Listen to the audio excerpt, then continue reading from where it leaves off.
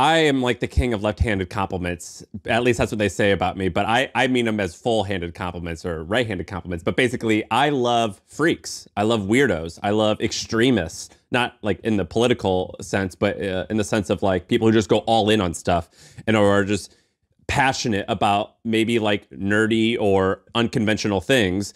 And you go all in on things. And I love that. I love people, even if I don't like what they're going all in on, I'm crazy fascinated by that. And you seem one of those guys who just goes all in on things. You've done a lot at a young age. And I like weirdos. And I put you in that category. Thank you. I'm happy to be a weirdo.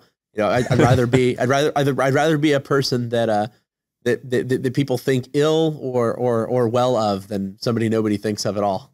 I think Sam well of you, by the way. I think well of you. Sam had a poster at his office that was like for his employees. It was like, let your freak flag fly. That was like, you know, one of those like, corporate values are typically like integrity and like determination. And his was like, be a freak. All right. So let's start with, I don't know, let's start with some of the kind of, we're going to try to, as much as we can, avoid VR and avoid the Facebook stuff because mostly just because you've talked about it a bunch of places.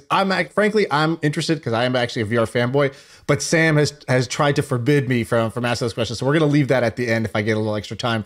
But this is a podcast that started, it's called My First Million because we're interested in money and we think it's really funny that people are like money's like, you know, the Silicon Valley thing is you have to pretend you don't like money. And like, I know you're talking about. Yeah, you know, we're not doing it here for the money. You know, money's not the real objective. I actually tell my own employees at onboarding that if you work at a place where your boss is saying that, you should be worried because it's one thing. It's one thing to say that to the press. It's one thing to say that in your marketing materials. But you know, if your employees don't believe that at the end of the day you're trying to make their job a fiscally responsible decision, if you're effectively telling them you could be making more money elsewhere and your financial success is not my priority, you should be concerned. Yeah, exactly. And you kind of did the best of both. Like for all the kind of ironic people who are like, we're trying to change the world with this, like, you know, HR onboarding software, you know, you actually kind of did and still made a bunch of money doing it. So, you know, it's not like an either or. 100%. Either. I mean, when I started Oculus, it was not because I thought it would be the thing that would make the most money. There had never been a successful VR company in history, to be clear.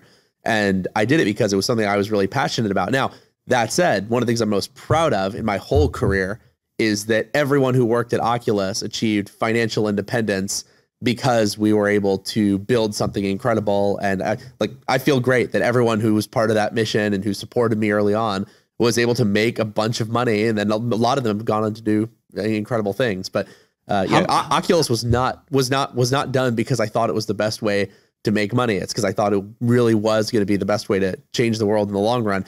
Android was a little different. That one, it wasn't just, oh, this will be fun, I want to do something really cool. Android was like, I felt like I had to do it or things were going to go really poorly. So more of a stick than a carrot on that one.